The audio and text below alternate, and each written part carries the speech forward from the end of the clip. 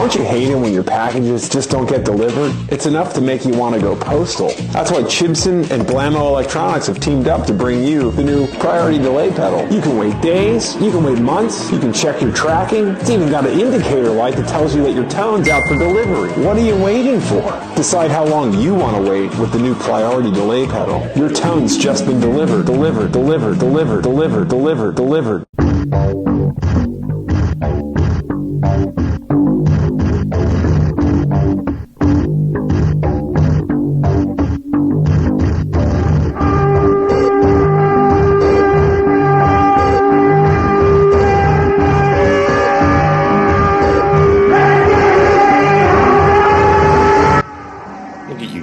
Pigface and Kevin Key. Such cool shirts today. Welcome. We are back. Testicles. It's meaningful times with friends. It's been a while. Nathan from Newark, Ramshackle Dan, Jason on location. I'm Mean Dave.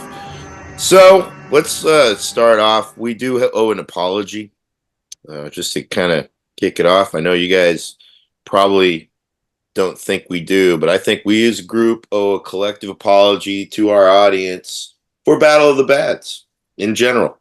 We've never made a formal apology because of it, but that shit took up like 6 months off and on. Lots of talk about music we did not like. And again, I think we owe all an apology to our dwindled audience, because we probably had more people enjoying our show at the start of Battle of the Bads, and may have lost some listeners, viewers, whatever. So yeah, want to hear it from all your mouths. I'm sorry. Sorry, Grateful Dead fans. I didn't mean it. No, I meant it. But still, sorry. Sorry. All right. Thank you, Nate. This was my idea, and I take full responsibility for it. It's interesting that Dave's apologizing. It's almost like a very clever sleight of hand. Let's call it playing one card Monte. Let's find the finger pointing. So no, I appreciate that, Dave. Yes, it was a bad decision, and I take full accountability for not just putting the audience through it, but putting you through it, all three of you, and more importantly, putting myself through it. And I was driving down the road yesterday, Nathan. I thought of you as I was driving through lovely downtown Charlotte. I Want to Rock and Roll All Night and Party Every Day came on, and I just had that pang of regret that we didn't address Kiss through that whole thing. And I want to formally, this is a real apology. I deeply regret not including Kiss in this, because they are truly horrible. So I appreciate that. Thank you. I want to thank Ramshackle Dan for taking. I was trying to give the group a chance to be accountable as a group, and instead, once again, Ramshackle Dan makes it completely about him. Apology accepted, Dave. No apology was given for that. Jason, you have. Oh, I'm sorry too, because I thought it would be a good idea, but then apparently I don't think people liked it much. No. That's what accountability sounds like, Ramshackle Dan. Short, concise. There was no finger pointing and blame. All of that. It's group effort. So we here at Meaningful Times with Friends are sorry. All right. Namaste. Got that all out of the way. Next order of business. We've been talking. Something came up a little while ago. I want to say, I don't know, it kind of manifested into an idea for a topic. We let it simmer. What do you call that? Marinade. We marinated. And we came to the conclusion, yeah, it's worth talking about it. And that is the topic of Dave Chappelle. Whether or not he was funny is still funny. Dave Chappelle is a funny comedian from the 90s. Kind of came up more in the 90s, late 90s, specifically with a special that I think a lot of people deemed was pretty funny across the board, and that was Killing Him Softly on HBO. And then he got the very well-known Chappelle Show. But Chappelle Show wasn't even really that known until one sketch, the Rick James sketch, that became very popular. It's a celebration, bitches. And then that sketch kind of blew it up. That was from second season, too. They only made 2 seasons. But once it became a phenomenon, the Chappelle Show kind of blew up and had a brief, cultural phenomenon kind of thing. And then from there, the widely publicized aspect that he didn't come back to the show. He was kind of burnt out on it. He's talked ad nauseum about it. He talks about it ad nauseum in all his current specials. He always reminds you that he walked away from $50 million while collecting, I think, more than $50 million in doing these new specials. But people wondered what he was doing. He took a long break from comedy, but actually he wasn't. He was always popping into comedy clubs and doing sets here and there throughout the time that people thought he was inactive. Then came the specials, the current wave of Netflix specials that were highly anticipated. He released the first two, which were live in two different areas. I forget, one of them was in Texas. I remember that, the second one, but the first one was somewhere else. Then there was followed by the Something or Other and the Bird Revelation, and then Sticks and Stones, the closer. Most recently, I think it's the Dreamer. Anyway, so all these wave of specials, and they all have something in common, it seems. Not all of them, but most of them. And that was somewhat of a concentration on trans jokes. It started with one earlier in the run of specials, and he kept getting criticism for it, but he kept bringing it back up. And so that became like kind of a centerpiece of a lot of his jokes in these specials. So I guess the question is, let's go around. First off, did you ever think Dave Chappelle was funny? Yes, Dave Chappelle was very funny. Very, very, very funny. I liked him in movies. I liked the movies he'd made. Like he was in 200 Cigarettes, and there was that movie, the stoner movie he made. I thought that was funny. Half baked. Half Baked. I thought that was funny. I liked his stand-up stuff. I love the Chappelle Show. I think the funniest joke he ever told was "What the fuck is juice?" Like that was like the peak for me of his comedy. Yeah, so I was a big fan, I would say. I would call myself a big fan of Dave Chappelle for a long time. Ramshackle. Yeah. Yeah, no, Killing Me Softly. Was that the one at the Fillmore, or or the one with the mustache? Either one, both of those were great. The Killing Him Softly was in DC. For What It's Worth, that's where Grape Drink came from. That was filmed at the Fillmore. Yeah, and the Baby Crack Dealer, that was good. The humor I don't like is racial humor about I guess now transgender humor, but not for the reasons Jason doesn't like it. Talking about your kids, it's also very boring. He had a really good one with the cops coming in to the guy's house and seeing a picture of him, but still like arresting him. Like during that time, that was good. But the show is also brilliant. I've probably seen every episode like at least 3 times on purpose. It was really freaking funny. And then the other one too, Dave, the Inside the Actors Studio. That's the part. It's one of my favorite interviews. But yeah, the James Lipton interview was fantastic because he explained very importantly about how they call people crazy to dismiss them and slander them.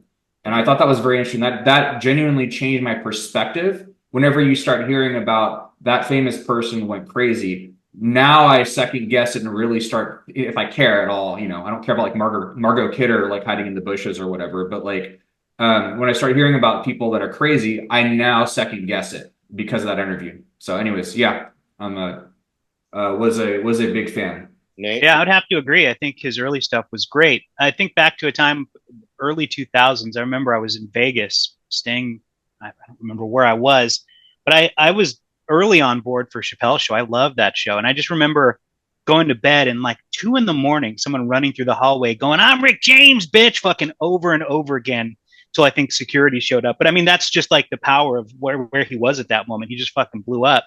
His early stand-up specials were great. I always think about some bit where he was talking about how someone stole a chocolate bar from his vehicle, and he was looking around for someone with chocolate on their face, and he found a crackhead. And he goes, "Motherfucker, you broke into my car." And the dude goes, "Chocolate, this is doo-doo, baby." And I just fucking, I don't know.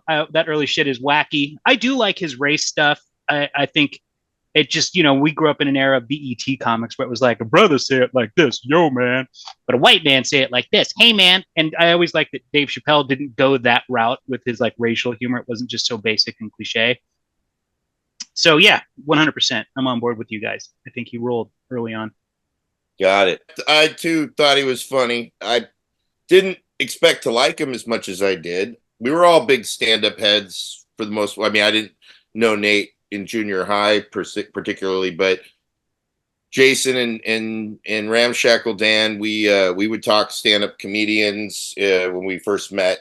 we all had like certain favorites. You guys were big into Kevin Meaney, I remember at the time, and Judy Tenuta. I liked Bobcat Goldthwait, Dennis Miller, and our beloved Bill Cosby. But then there were other comics that I also liked from the 80s into the 90s. And then Chappelle, I just remember first seeing him. His face stood out in the trailer for Robin Hood Men in Tights, which was his first movie.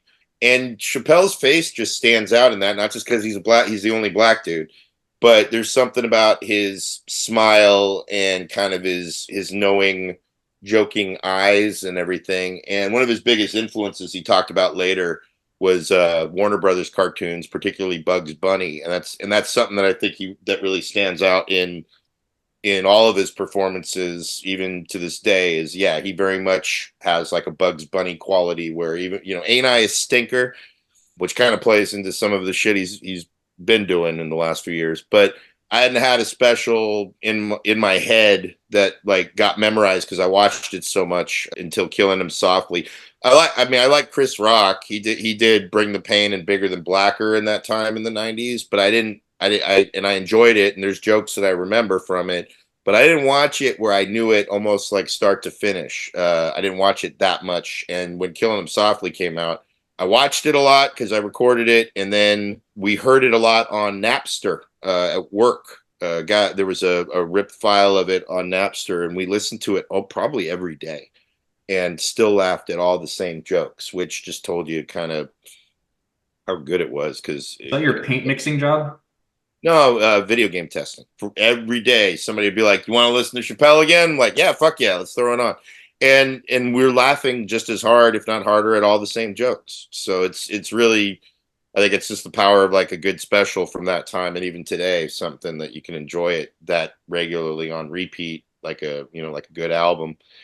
And then the Chappelle Show came, and I remember I loved Chappelle Show from the first season. And what I liked about it was that not everybody knew about it. It was one of those things. It was on after South Park. That was where they put it in that spot.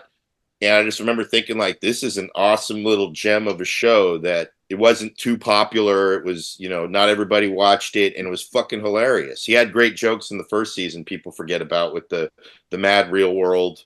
That was kind of what started introducing Charlie Murphy to the show, where they did the whole spoof of The Real World, where his buddy is the guy on the second season of The Real World. His name's David something. He was the comedian. He was the black dude that was on the show that they all like flipped out on and was saying like, "Whoa, man, you're getting way too hostile. I think you need to leave." And so they made him out to be like the angry black dude, and they kicked him off the show. So they flipped it on Mad Real World, where it was all black residents, and they're all making the white guy out to be the problem, which was kind of funny. They did some other ones that were really good. Then the second season came around, and then the Rick James sketch blew it up, which was hilarious. It sucked that now everybody wouldn't shut up about Chappelle Show. And I noticed a problem that then became a problem for him too. And that was hearing people repeat his sketches saying the N-word as if they could say it, who had no business saying the N-word. That came up at work. There was a guy that was repeating lines and was talking about the show, and I just remember thinking like, hey man, like, just because you see it on TV doesn't mean you need to be saying it in the workplace. And not only that, I don't think you get the point of those fucking jokes. Luckily it didn't get us in trouble, but just saw potential for it, and that's literally kind of where the breaking point was for him. But yeah, I like the specials. I like that shit. I always thought if given a better chance in movies, he was always second fiddle to somebody. He was in was he in You Got Mail or Sleepless in Seattle? He's in one of those, playing Tom Hanks' buddy. And he would be in a lot of different movies in the 90s. But he never got like a leading role yet, except in Half Baked. And Half Baked is basically just a Chappelle Show sketch that got watered down. Was he in Con Air? He was in that, right? Yeah, he was in Con Air. That's a solid movie. He was in a lot of stuff. So when Chappelle Show came around, he was still working, but Chappelle Show was so much work. I nerded out on Chappelle Show. I watched it. I got the DVDs, watched it with all the commentaries, which are just as funny. Like, that was the thing. All the extras on there, there's more Charlie Murphy's True Hollywood Stories. It felt like all of Chappelle's world, even just relaxing, was hilarious. and that extended to the Inside the Actors Studio episode, because they did 2 episodes actually. They did the one about him, and then he was the one that Lipton brought back to interview him for the episode about James Lipton's life. Yep, that was great. Yeah, so there was kind of 2 different episodes with him involved. The thing is, when he came back to do these specials, I was looking forward to it. I think a lot of people were, and I think for the most part, the early specials seemed to be, kind of in the same vein. But when it came to his jokes surrounding what eventually devolved into a lot of the trans humor, it started with LGBTQ plus jokes, kind of, or stuff around the community that then he got criticism for, and then he just sort of seemed to like, oh, you don't like this? Well, then you're really not going to like this, that kind of challenge. But when it started in those first 2 specials, all I kept saying when I was more defending it, I'm like, if you go back to Chappelle's show, he had a lot of the same juvenile humor towards gay people on the show. What are you guys' thoughts on the current specials? I haven't watched the current stuff myself. You didn't, Jason? I did not, and I won't, because I mean, I watched the first batch of Netflix specials and I thought they were funny. Then that's enough. You watched enough.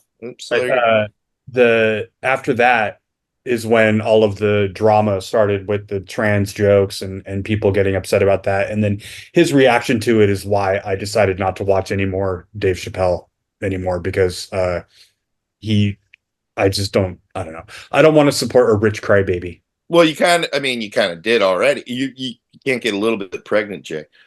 You saw those. I can watch the stuff that I didn't think was offensive, and then when drama starts and then he starts acting like a rich crybaby, I can then choose to not watch anything else. And Dave, technically, you can self-identify as a little bit pregnant, so fuck off. No, yeah. But those early specials that you saw, you said there was nothing offensive in them, but that was where the jokes were that got. It was kind of like those were some of the jokes that were the little snowballs that caused this avalanche. Right, but the thing is, like, I didn't find them offensive, but I'm also not a trans person, so if somebody that's trans says this is offensive and wrong, I'll say, okay, well, I see your point. I didn't think it was offensive, but I can see how it would bother you. That's cool. If it bothers you, then I understand that you have a problem with that. But that's not what made me stop watching it. It was the fact that he then refused to back down. Yeah. And then tried to justify what he was saying, and then turned it into this whole routine about how I'm not allowed to say this and I'm not allowed to say that. It's like, nobody's stopping you from fucking saying anything. You're still getting paid. You're still getting more Netflix specials. So shut the fuck up. Don't be such a baby about it. And then to continue to just kind of then grind the jokes further is just kind of annoying to me. I just think it's really a really shitty reaction from somebody who's very popular, got a lot of money, can say and do whatever the fuck he wants. And then when somebody calls him out and says, hey, this is offensive to me, to say, well, oh, it's offensive to you. Well, fuck you. I'm going to say it even more. And then I'm going to complain about how you're complaining about what I'm saying. It's just, that's. I'll only interject one thing. I never really heard him complain about it. He kept making more jokes. He may not be half pregnant, but he's half right. He is definitely pushing it. He's not apologizing for it at all, and he's not complaining about it or victimizing himself. He's just taking an angle. Better question. Like, what would you rather have had him done? As someone who was a fan of his and thinks he's funny, like, how would you have preferred he handle it? The thing is, I see, look, this is like old news. Like, I don't remember this stuff. We do nothing but old news. No. My point is this. The reason why I stopped watching is because there was drama, and then I saw his reaction to the drama, and I thought, you know what? I'm not even going to fucking continue to pay attention. Wash your hands of it all. Exactly. As far as the way I think he should have handled it was, I don't know. I mean, just acknowledge that people are offended instead of trying to defend, like, say, well, I had a trans person who said it was okay that I said a trans joke. That kind of shit. Like, he says that in the special. And I was like, oh, it's kind of tired. But the initial whole trans controversy thing was him telling a story about a trans person, but then saying at the end of it, like, and this trans person came up and said it was funny that I said the things that I said. But yeah, we'll get to that. That's Daphne Dorman. So it's like saying, well, I've got a trans friend and they say it's okay. Like, well, a trans friend is not all trans people, And also, especially, the reason it bothers me the most is because trans people don't need that shit. You know what I mean? Like they've got enough to fucking deal with. They've got enough people in the government saying that they don't exist and they don't have a right to exist. They don't need somebody who's fucking making jokes and then pushing the jokes when that person is Which government? The United States government. Do you know who Rachel Levine is? I don't know. Do I? Oh. The freaking it's like a trans admiral. I think she's in charge of the health and human services. And there was also another dude, Sam. God, I can't remember his last name. He got fired from the Biden administration because he was stealing purses. But he was a full on. I know it's ridiculous. He was a bald dude with like lipstick, and he wore a dress. But Rachel Levine's like a full like trans person. It was well, that again, the one or two people that you're naming does not represent the entire fucking group. No, but I'm saying this particular administration has gone bent over backwards to be very pro-trans. Trump was in office during these specials, by the way. This was not Biden administration. No, I know. I'm just saying, like he's talking about the government, and I'm saying California government is very. No. Okay, well, California government aside, okay, there are individual states that have laws on the books that are stopping people from receiving trans healthcare related to their trans identity, right? Or trying to legislate which bathrooms people can use. Being blocked. There's all kinds of shit. There's a lot of fucking bullshit that trans people are having to deal with just for the simple fact that they exist. And there are people telling them they do not exist, that they are not trans. There is no such thing as trans, that they are not, their gender identity is not legitimate. Yeah. And the last thing they need is yet another fucking person coming around and fucking making a bunch of jokes about it. You know what I mean? I don't think it's just that he's making jokes. I think that the thing that hurt the most to the community was that Chappelle was a very beloved comedian. He's a very smart dude.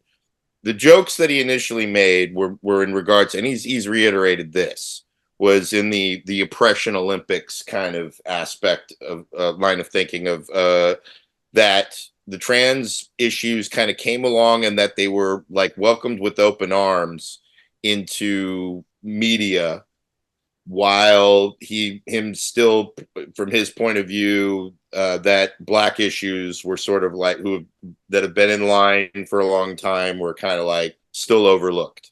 And so that was his main point of the jokes, I think, in the initial jokes that got this whole thing going, and that he is somebody that clearly can think through things and articulate his ideas in very tricky areas of the ideas, and he wasn't demonstrating that level of intelligence in this very subject. Jay's response to this and not watching the specials is probably would have been the best response that any of the community should have had. But instead, people will watch it and want, because knowing that he's going to say something about it, and then proceed to then kind of have this back and forth.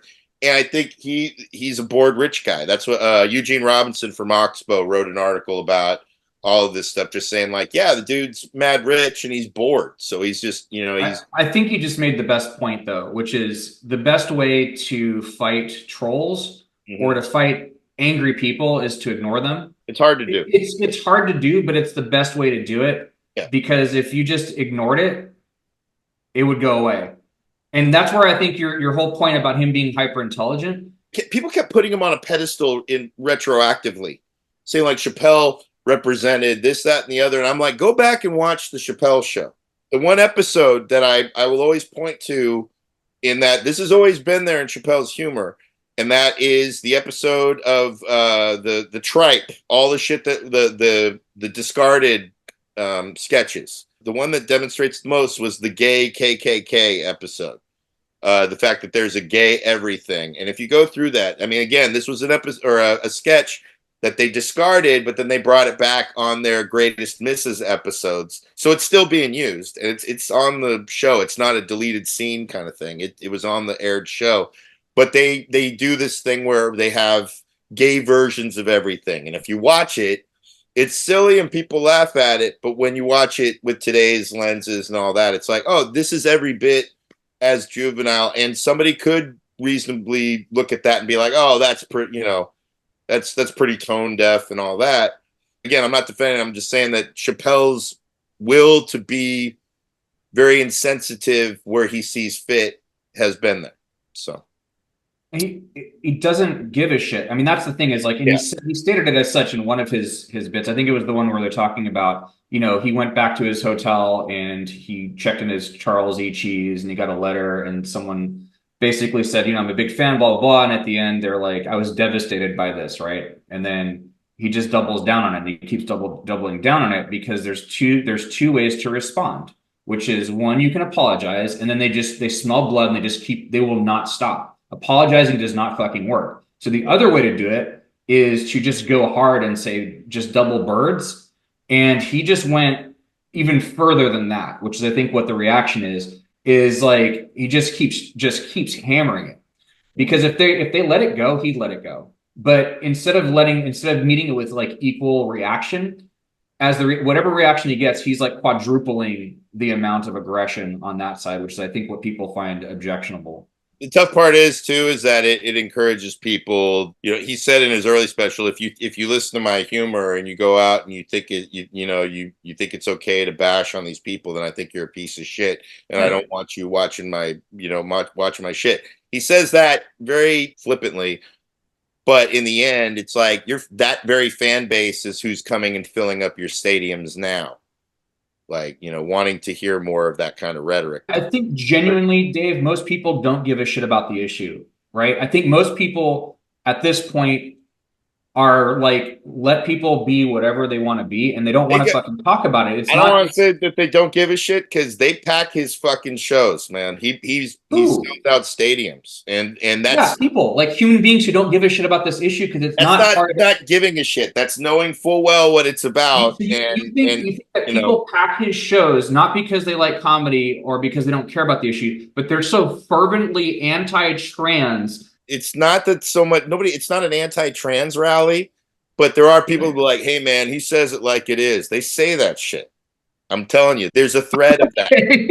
Nathan's like nodding it off while you I would be more than willing to believe that. I don't talk 100%. To you about I'm sure he won some new fans. I don't talk to you about the trials and tribulations of being a fucking dad, because I'm not a dad, but I do work in comedy and I do hear people say that shit.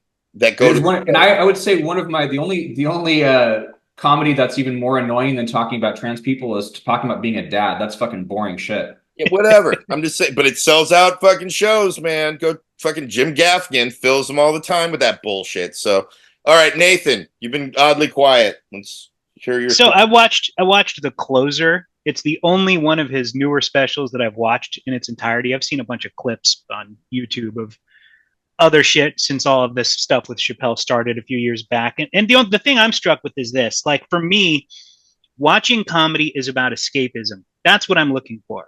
There's like a different kind of comedian for any walk of life, whether you like Jim Gaffigan, you like Sebastian Maniscalco, or who's the You Might Be a Redneck If guy. What's that fucking guy's name? Can't believe you can't remember fucking Jeff Foxworthy. Jeff Foxworthy. So, or Dane Cook at the height of probably the biggest fan of the group right here. He's trying to act like he's not. There you go. Even Dane Cook at the height of his career sold out fucking stadiums. I'm sure not one of us would have anything nice to fucking say about Dane Cook. So I got lots of nice stuff. Just give me an opportunity. Plenty of nice things to say about. But my point is that what I'm looking for in comedy is escapism, and I want to just watch something that's going to take me out of my stress from my work day, or being fucking stressed out about world shit, or my wife busting my hump, whatever the fuck it is. And in watching The Closer, for me, there was just an overarching sense of him just being negative. Mm-hmm. I'm not coming to comedy because I want to be challenged with the issues of the day. I'm not there for that. I don't want to hear about someone beefing with a community. And I'm reminded of what my wife used to talk about with her dad. He's dead, so I'll throw his ass under the bus. He used to say all this fucking racist shit all the time. But then out of the other side of his mouth, he'd talk about, well, I know black people. Have you ever been to a black person's wedding? I have. How could I possibly be racist? Don't pay any attention to the fucked up shit that I always say.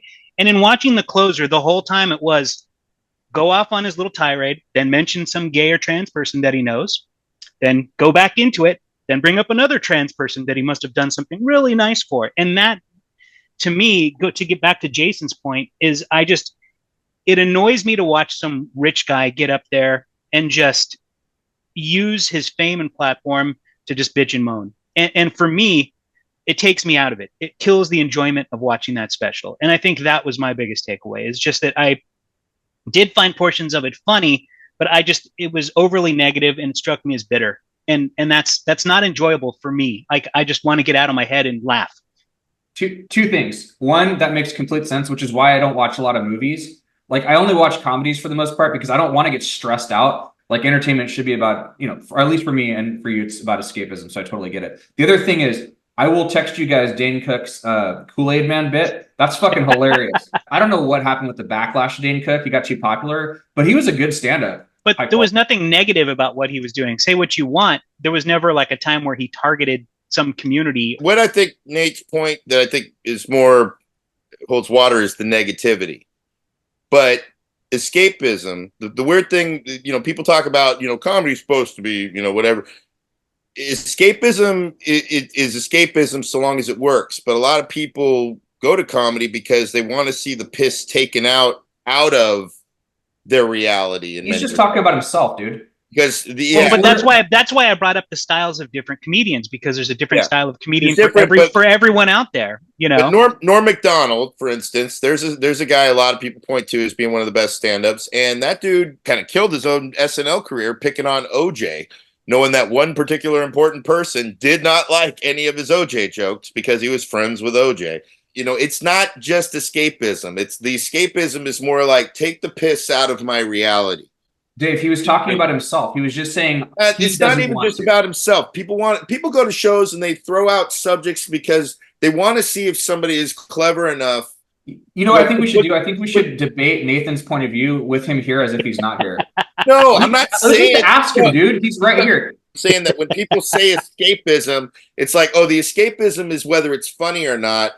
When somebody's too negative and it comes across, a lot of people won't find it funny. And I know this because when I'm too negative on stage, it doesn't come across as funny. However, people still will go to comedy shows, and so long. Paul Mooney was somebody who talked about all of the most uncomfortable shit, and depending on where you felt with him, it could be fucking hilarious, or you could be like, I don't find him funny. All he does is shit on white people the whole time.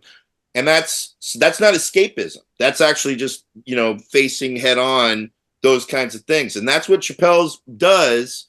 But I think it gets into territory where if it comes across as too negative and not insightful enough to be funny, and I think that's where this issue kind of thing is, it demonstrates where he had a weakness. And that was, and my friend Frida Sierra, a very funny comedian who is a transgender woman, she was the one that pointed something out, because I was somebody that early on, I'm like, I get what he's saying. I don't think it's what he's saying. I'm kind of what Jason was saying. I didn't find these early jokes offensive, even when the trans community was trying to make it more than it was. But it was the fact that he wouldn't let it go. And with every special, it became more and more watching what I've seen at open mics and seeing new comics do, which is get defensive when somebody says, I didn't find that funny. And I've had jokes. I have a joke about Suicide on BART that, and it's not about Suicide on BART. It's about the advertisement regarding Suicide on BART. But I've told that joke to a room full of people that were laughing, and there was one person in the group that was like, that's not funny. And I'm like, I agree with you, that's not funny. It's the rest of this fucking room laughing that are the maniacs. The very fact that this joke is making a room full of people laugh, but this one person is trying to derail it because it's not funny. And I'm then, rather than getting defensive, I engage with them directly through my whole bit about the fact that I agree, I don't think this is funny. The point to this is that this is a genuine thought in my head, and I'm sharing it with you honestly. And yes, it's making a room full of people laugh, which feels exploitive. But on my end, I'm like, I'm serving my purpose as being a comedian, making people laugh while using something that's genuine in my head. Chappelle wasn't addressing that. And I think that's kind of something that I think comes more from his... just something, I don't know, maybe more male and, the masculine part of him or something. He wasn't getting that introspective with it. And he chose to do it later when it was too late in the game around this Daphne Dorman person. And it came across like Jay was saying, or this trans person said it was okay. I didn't know her directly. I knew her through Facebook because she was a local comic around here. But she articulated the reason why Chappelle's jokes weren't offensive in her mind to the trans community, and she got a lot of backlash for it.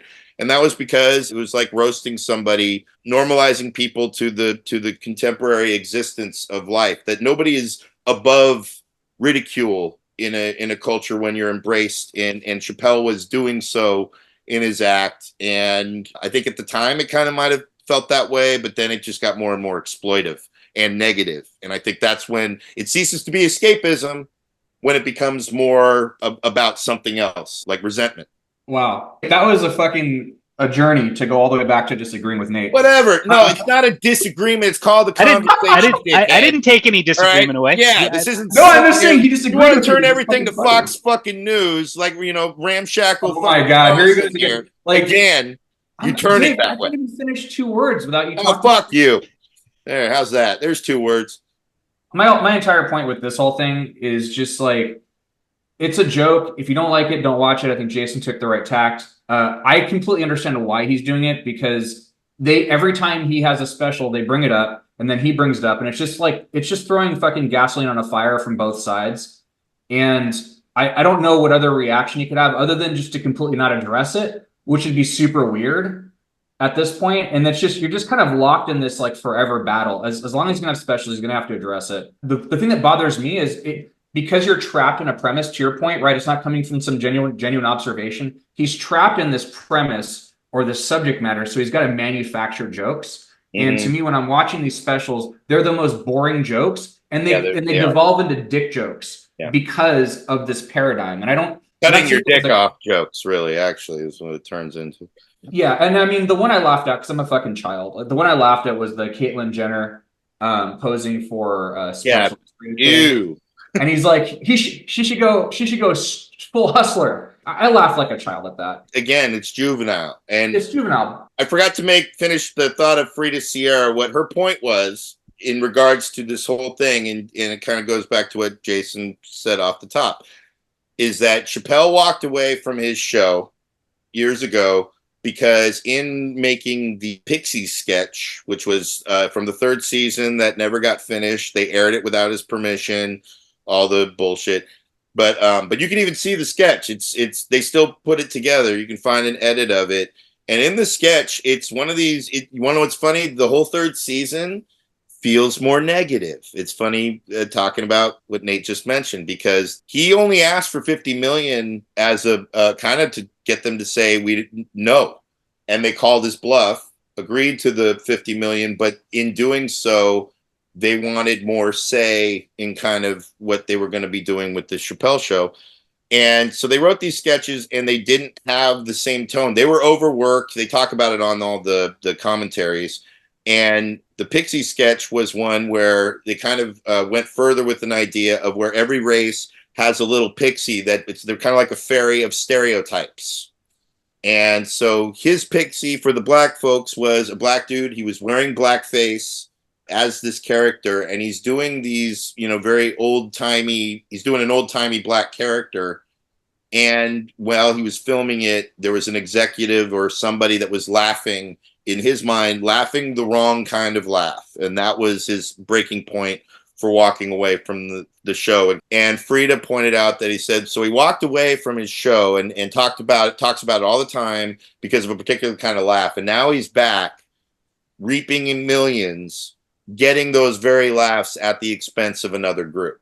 So that was where I'm like, okay, that she articulated the bullshit that I kind of was sensing, but I couldn't quite put into words. Why? Because I'm not a trans person myself. Yeah, something felt wrong. I would even tag onto that, Dave. There's also like a hypocrisy about it too, right? Like I'll defend his actions now because I think he's kind of trapped. Yeah. But the hypocrisy of basically saying, hey, nobody's above a joke, or basically don't be offended, and he like basically fled his entire career because he was too thin-skinned. In that moment. I'll still watch his specials because I'm like, let's see how funny he is aside from all this bullshit, because I'm just curious as a comedian. The thing about it, he's still a funny dude when he's talking about anything other than that bullshit. He still can. Yeah, in the special I watched, The Closer, I enjoyed when he would veer off and talk race. I really enjoyed that. Maybe just as a person of color, it's sort of cathartic for me to hear white people get made fun of in a way that only black comedians can really do. So I enjoyed that aspect of it particularly. It wasn't all bad.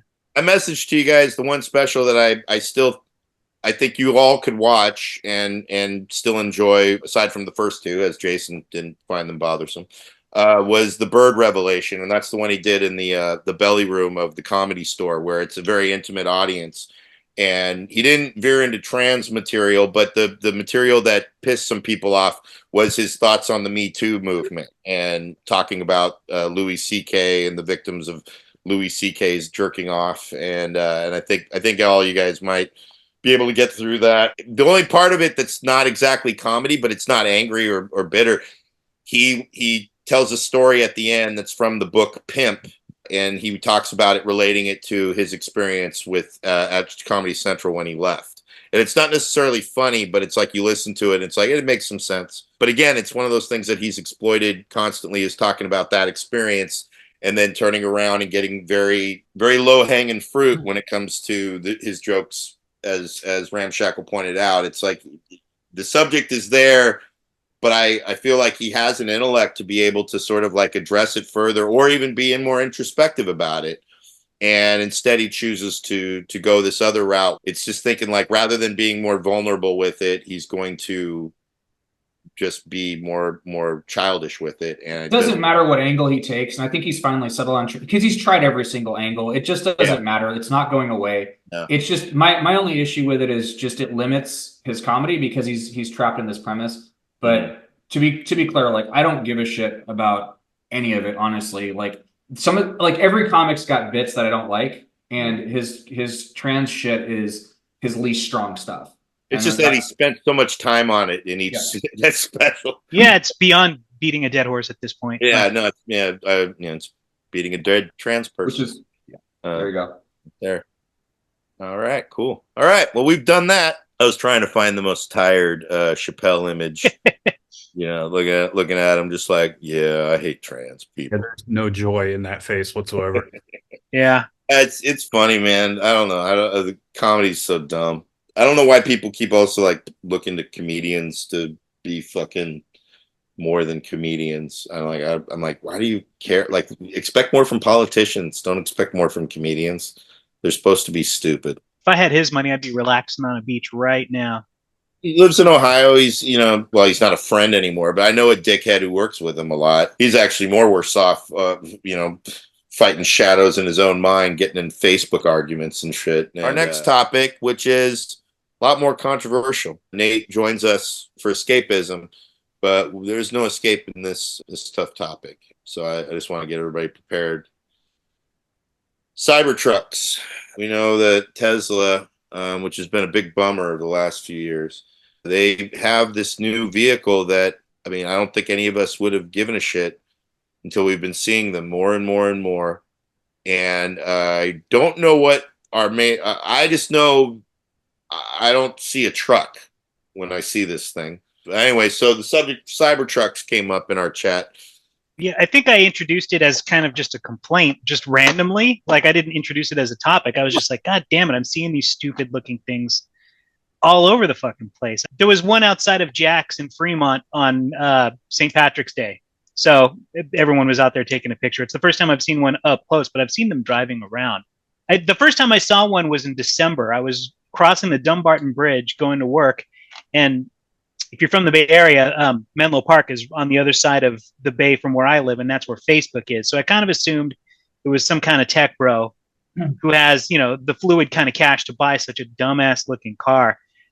My beef isn't really with, like, I've heard the performance and the technology in them. It's good. I think it's all about the design, because it just looks like a triangle on wheels. Yeah, I don't know. That's my whole take, is it just looks fucking dumb. So I'm curious to know what you guys think about it. Low polygon fucking design. The fact that they called it a Cybertruck is so idiotic. Oh man. I think it just looks ridiculous, basically. Like, I don't drive. I've never driven a car. I have driven a car, but I've never had a driver's license in my life because I hate driving. Good for you.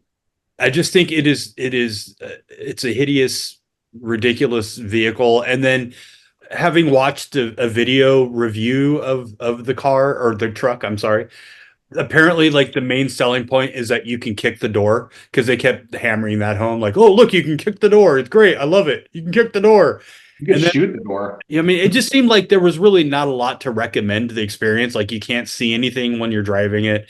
There's no rear view mirror. Like you have to use a camera that does not work because it just gets fogged up and like. Well, they got a rear view mirror on it now. It's right there. Oh, you mean in the car? You mean in the car? Yeah, you can't. got it. Not the side view mirror. Yeah, I'm talking about like a rear view mirror. It's all backup cam all the time, and apparently that doesn't really work. It just seems like a really tremendously bad idea. And then there was the tweet. So this guy tweeted in Larry David voice, pretty not good. I love Elon Musk and I love my Cybertruck, but catastrophic brakes failure in the car. Oh, catastrophic brakes and steering failure in the car. I got a notification while I was at a restaurant. Apparently the brakes and steering can have a catastrophic failure while you're parked and are not actually driving. I'd imagine it would also possibly happen while you're driving the car. But I mean, that's kind of insane to think about. Like your brakes and steering can catastrophically fail while you're not even in the fucking car. I don't know. I don't get it. I don't understand the appeal. I think it looks ridiculous.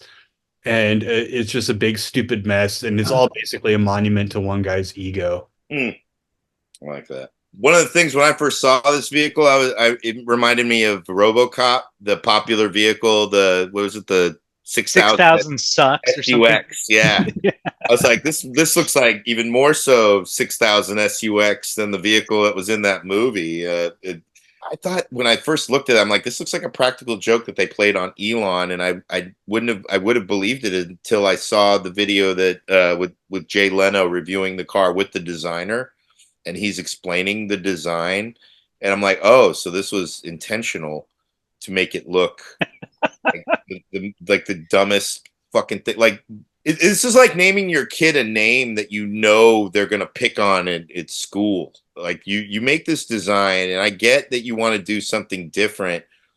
And what's funny, by all rights, somebody like Jason should like something like this, because this looks like something we would see at like a noise performance, where like if somebody rolled in and they made noise from it, or if it was like at Burning Man back in the day before the tech douches would show up. But like it looks like a vehicle that like the survival research laboratories would be touting around playing noise from, and then you'd be like, oh yeah, pretty cool, dumb looking vehicle, playing some noise, because you would know that the purpose of it was to look stupid. But it's not. It's completely meant with earnest, like, hey, this is the future. This is whatever. And we're in the future now. We know it's pretty fucking stupid. And we're still making AI. This looks like a vehicle AI designed is kind of, the way that we understand artificial intelligence to be brewing. Strangest thing to me is everybody keeps talking about, how much AI is going to evolve in a short amount of time. And I'm like, yeah, no shit. We're not that smart as species. Hopefully it does eliminate us, because that'll solve a lot of problems. And then they'll redesign this shit and be like, wow, this was the dumbest piece of shit. My biggest issue is it's a truck. I'm like, this does not look like a truck. It looks like a standard vehicle. Dave was saying like it's like coming up with a stupid name for your child. It's like, yeah, it's the same dude. Oh yeah, you're right. Yeah, very true. Very true. Awesome. These vehicles are distracting on design alone. Like you see one and you're just sort of like, oh, it's another one of those stupid fucking vehicles right there, and then boom, you're in an accident. You can cause an accident just by having these things present on the road. So anyway, Ramshackle. Yeah, so I'd never even heard of this, right? And so I watched the Jay Leno's girl. I mean, that was a freaking long episode. Like that dude Jay Leno is a car nerd beyond comprehension.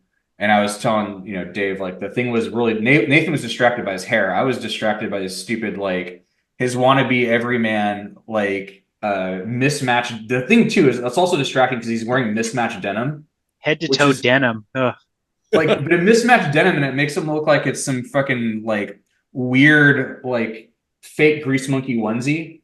But I don't know. It looks ridiculous. But dude is serious as a heart attack about this stuff. And so what I took away from, so I read two articles. I read one from, I watched the Jay Leno Garage, and then I read an article from a libertarian car reviewer called Eric Peters, epauto.com.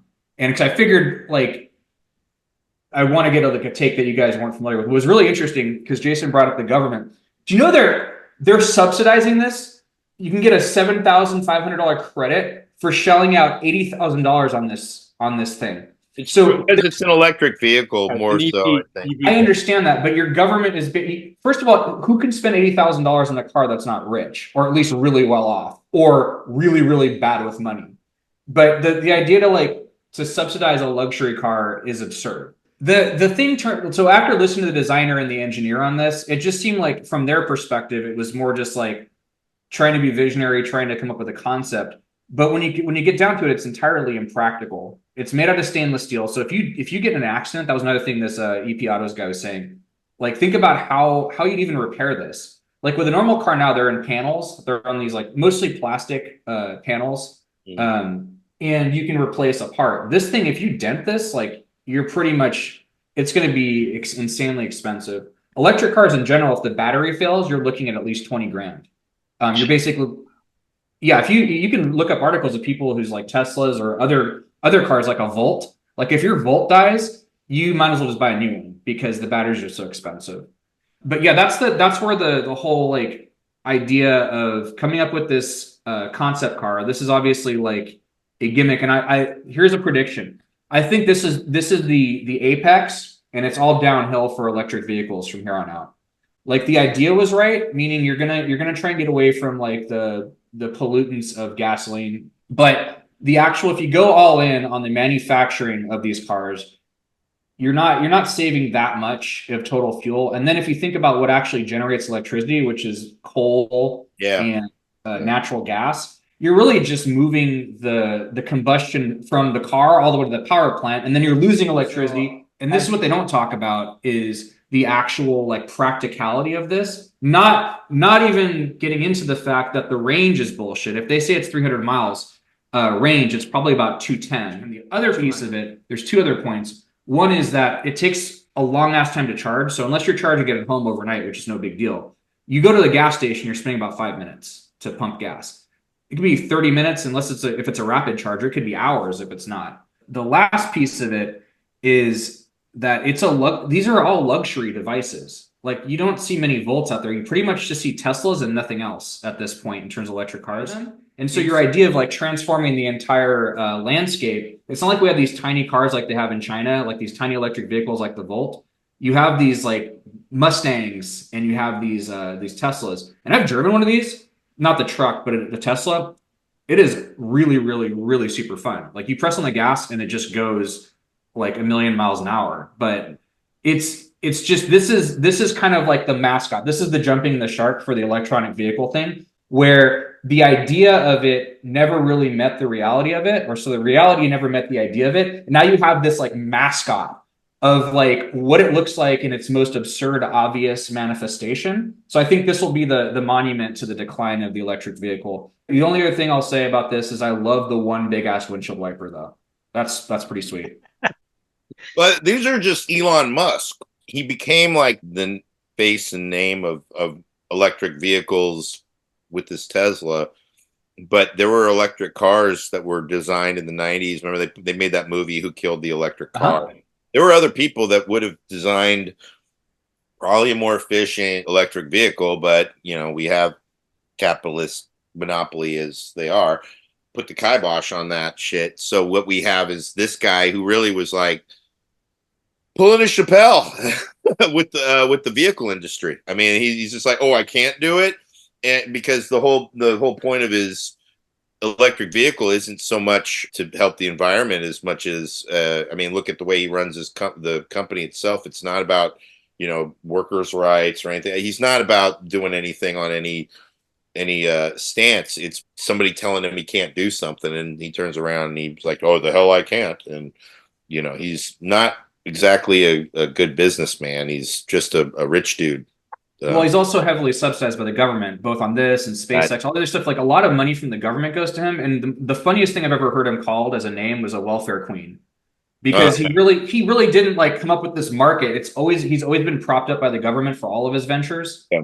And you know, he doesn't pay taxes. He basically borrows. He doesn't take a salary. He borrows money against his shares of Tesla and then just pays a lower interest rate. So like his tax rate should be 30-40%. And he's paying, you know, 6-7% interest on the money he lives off of is just borrowed money. So he's also, not only is he a welfare queen, he's a tax dodger. Did any of you before, as kids, because we were kids when Back to the Future came out, did any of you ever see a DeLorean out in the wild before you saw the movie Back to the Future? No. Yeah, and see that when I look at this, I'm reminded of the DeLorean, that stupid looking metal fucking car that was used as a time machine in a movie. But the difference is, like, these I'm starting to see fucking everywhere. Yeah. And that's what blows my mind. It's like it's a status symbol, but it looks like someone's playing a joke on these assholes that can afford to buy these things. It's the Tesla electric version of the Humvee.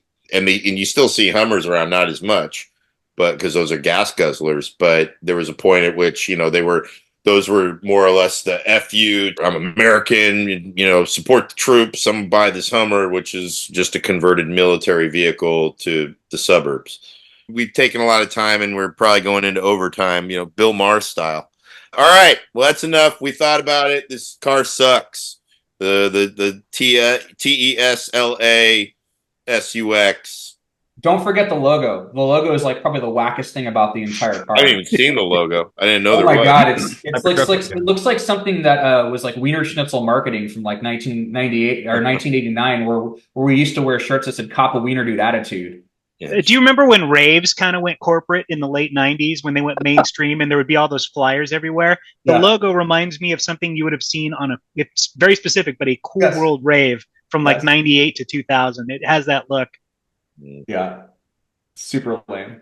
Right on. Well, I mean, I kind of figured we wouldn't like this car. Hey, would you buy this car? Comment below and smash that like button.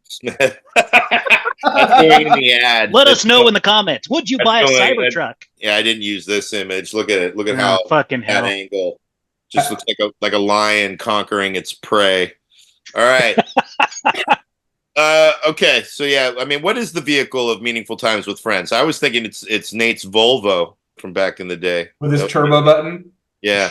The 1983 Volvo Turbo. There you go. That's the meaningful thing was a tank mobile. All right, moving on.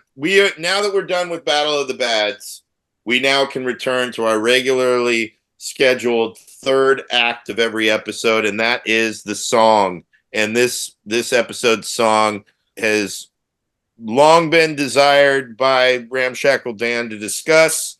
I don't know why. I was more of a Young MC fan, I would say. Not even a fan. I didn't go see him live. Young MC came later, though. Aren't they brothers? Are they? In the Wikipedia article, he wrote this song. Oh, really? Young MC wrote this song. Yeah, I knew he wrote this song. Yeah. Tone Loc, Funky Cold Medina, a hit from Tone Loc's run back in the day. Very short-lived. He was kind of like a few hits wonder. He wasn't a one-hit wonder, but few hit wonder. Yeah, he had because Funky Cold Medina, Wild Thing, those were like the two, and that was it really. And then he showed up in the movie Heat, and I think maybe He's also in Ford Fairlane. Was he in Ace Ventura movie too? Yes, he was. So he showed up in some movies there for a minute. And then he's still around. He's alive, but he's like kind of, just chilling off of whatever, slight FU money he might have.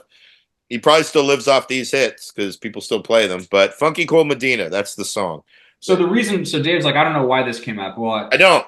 I'm going to tell you. So I was at I don't know why this came up. I'm glad you asked, Dave, because I'm going to tell you.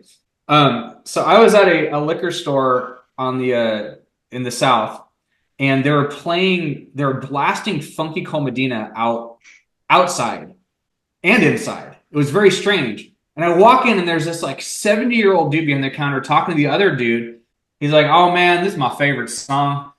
He's like, "Man, he's just sitting there on an island, just on a pile of money from this song." And I was thinking, like, he probably made more money off of Wild Thing. So this started my head spinning, right? So then I came home, and then I started texting you guys about this, and then I went and like listened to it again, and I'm like, I'd never really listened to it in earnest, and then I realized like this is like the ode to the worst human on the planet. Like this is a first person like, let me tell you how much of a piece of shit I am, but I'm gonna unveil it as I get progressively like worse of a human until the end, where it just ends with littering. But it starts out, he can't get it on with ladies. And if you've seen the video, it may be because he's wearing a tank top, sunglasses, and drinking like a fucking prop out of the Monster Mash video. It's like this fluorescent green, like dry ice bubbling cauldron. Like if you see it, like I don't know if any women actually watch this, but like if you see a dude in a tank top with sunglasses drinking like a neon green thing with smoke coming out of it, that's probably the biggest obstacle, because it just looks like some dude's off his meds. And so instead of like kind of looking in the mirror and saying like, hey, what's it about my general vibe and look that's repelling the ladies, like I'm gonna go ahead and just roofie them, because that's even better.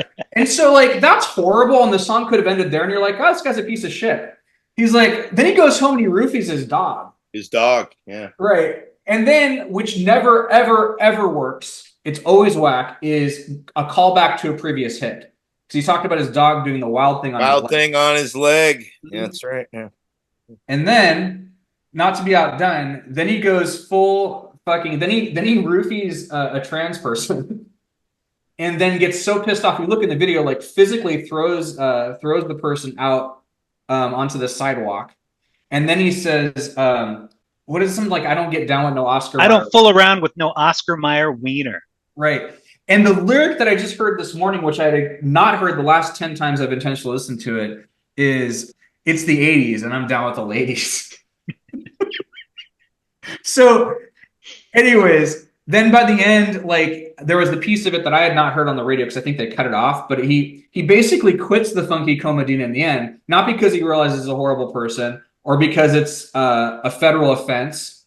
No, because he's afraid of commitment. And so he just dumps it in the street, which is probably going to go in the gutter and infest the wildlife. So he ends the video. He starts out being a loser, goes to date rape, animal abuser, transphobe, commitment phobic, and then he got married on it too, right? No. He that woman was trying to get him to get married, which is why he quit the Funky Medina. Yeah. And he ends in an act of eco-terrorism by dumping that shit. By dumping it in the sewer. Okay. Anyways, and the other thing too about the Ace Ventura, if you think about like transphobia, that is one of the most. I think now it doesn't age very well. The crying game scene. Yeah. After he makes out with Sean Young. Ray Finkel is a woman. Yeah, it was Einhorn is Sean Young. Finkel is Einhorn. Einhorn is Finkel, and then it goes into a giant crying game scene. Yeah. So, and I blame Tone Loc for that too. You think it was Funky Medina that? Yeah, this was basically Ventura's waging war. So, anyways, that's why I wanted to talk about it, because it's a fucking monument to. It's you want to talk about negativity. This song is this is a crime against humanity. Anyways, that's all I got. All Funky Medina is sort of like a second generation hit from the very same formula that made Wild Thing a hit. It was just guitar, Tone Loc's raspy voice, and a catchy beat, and just proved that, in the 80s and the 90s, you could be saying anything so long as it was catchy, and pretty much goes into the 2000s, probably even still works today. I mean, there's a current song by a woman named Ice Spice that the lyrics literally start out, "You think you're the shit, you're not even a fart." And that's the dumbest lyric I've heard in a long fucking time. And that's a hit amongst the kids today. So, I mean, it's just one of those things. If something sounds cool, you can probably be littering off, whatever the fuck you want to say, so long as it's catchy and you don't pay too close attention to it, as Ramshackle just pointed out. But yeah, Tone Loc, he came first, and then Young MC showed up afterwards. But Young MC is the one who wrote this. So as much as we want to kind of look at Tone Loc as being, he's just a puppet, and the puppet master was Young MC. He saved all the good songs for himself. Maybe he did it as a joke to be like, "Hey man, my this is my uncle," or something, like, let's make him a date rapist, animal abusing, transphobe, commitment dodging creep, and see and just make the song catchy enough and see if we can pull it off. And they did. So you know what I find interesting about this song? This song came out in '89, the same year as Paul's Boutique by the Beastie Boys. Mm-hmm. Famous album, just where they sampled everything. This was at a time where sampling shit was like the Wild West. People were sampling stuff that now would cost you millions of dollars to sample. Did you see all the samples that made up this song alone? No. So The drum break is from Get Off Your Ass and Jam by Funkadelic. The main guitar riff is from Hot Blooded by Foreigner. It also samples I Can't Get No Satisfaction from Rolling Stones, Christine 16 by Kiss, All Right Now by Free, and Ain't Seen Nothing Yet by Bachman Turner Overdrive. God All damn. of those samples went into this one song. Yeah, that would cost you so much now. And it sounds just like a drum machine and like a couple of guitar samples. I kept wondering where that dun, dun, dun, dun, was sampled from. That sounded familiar, but so I was kind of like, I'm just a sample head, so I always love going down that rabbit hole. This is more industrial than it is hip hop. This is like a brief era of like party rap that burned bright but went away real fast. You could almost lump Tone Loc and Young MC in with a little bit of like Hammer, even though Hammer was more of a performer, but the rap that they were doing was like this. One would argue that they were like family friendly rappers, but as Ramshackle pointed out, none of this shit's family friendly in these lyrics if you listen to the lyrics closely.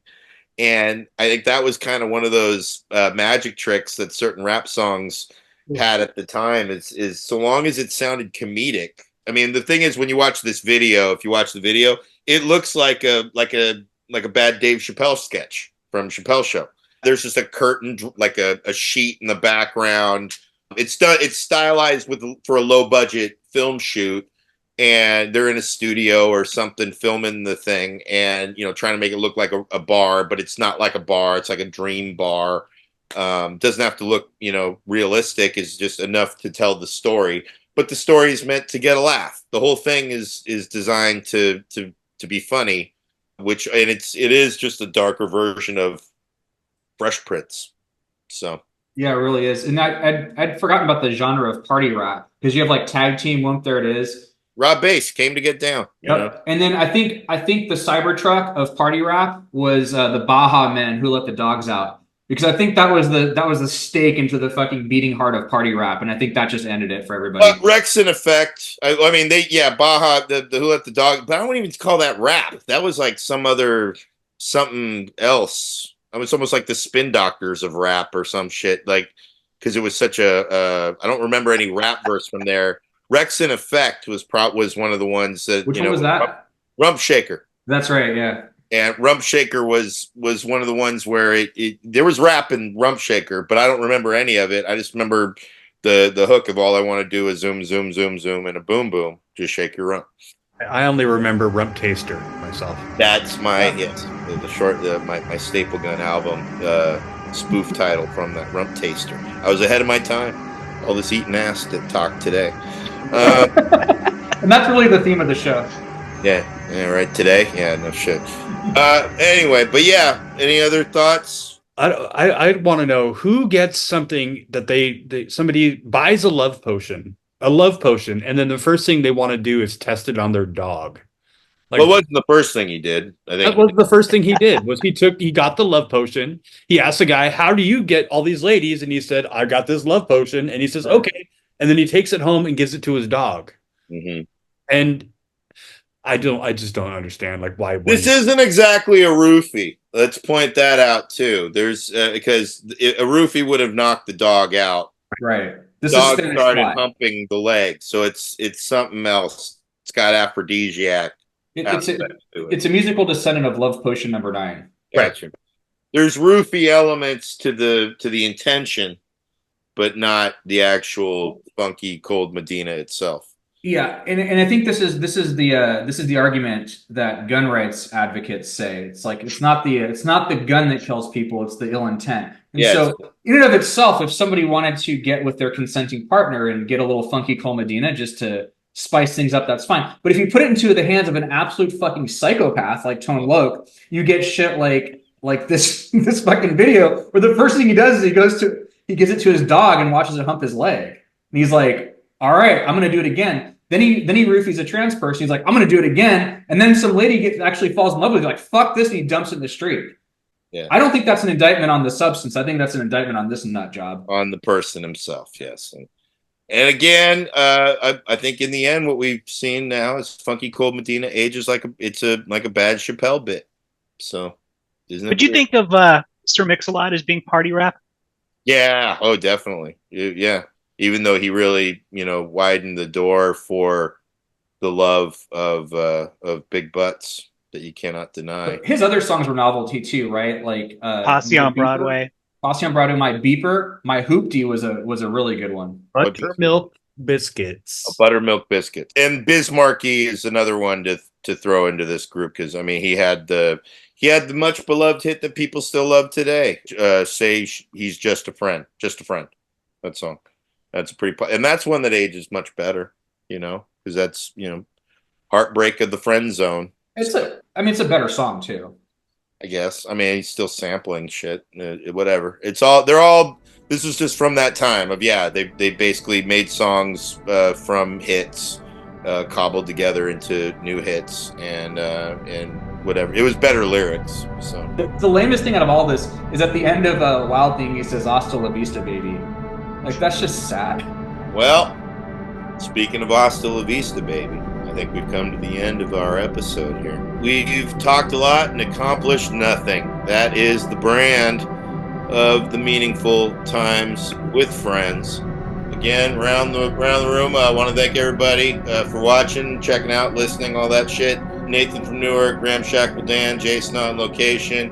Hope you have good times, good tidings. Hope maybe Chappelle will drink some funky cold Medina and get with a trans person and write a better bit about it later on in life. And drive a Cybertruck. Maybe they'll get it on in the back of a Cybertruck someday. So, dare to dream. Bye. Bye.